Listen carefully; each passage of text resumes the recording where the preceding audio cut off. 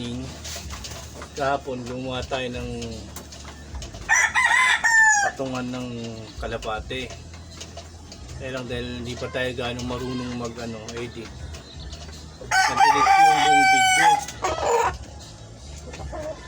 Ito yung kahapon na ginawa-gawa ko na patungan ng kalapate.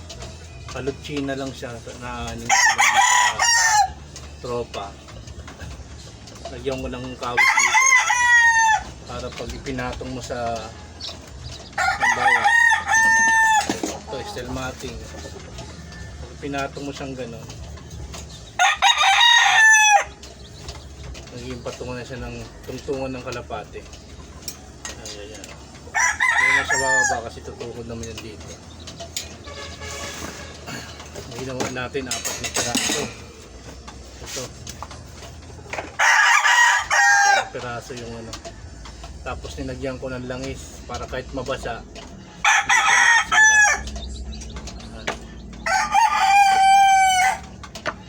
Nag-video ko siya kaya lang nabura ko yung video kasi nagtanong ako dun sa 35 ang isa nung tungtungan ng kalapate.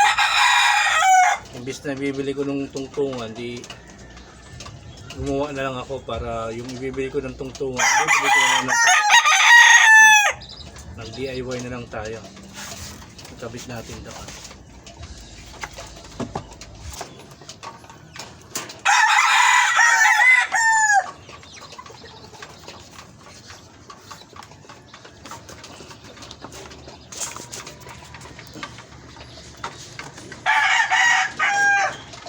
Ayan, dun yung isa.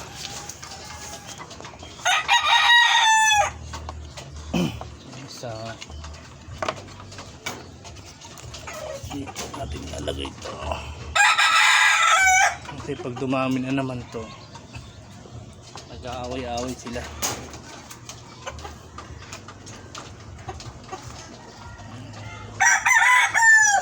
Saan sila?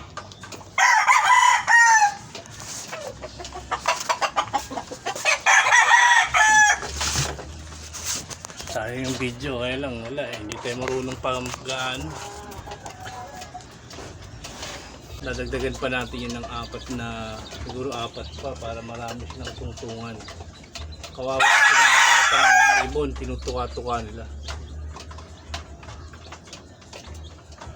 Para yung mga ibang bata na nagkakalapate rin ngayon, hindi na sila bibili. Gagawa na. Sige guys, bye bye.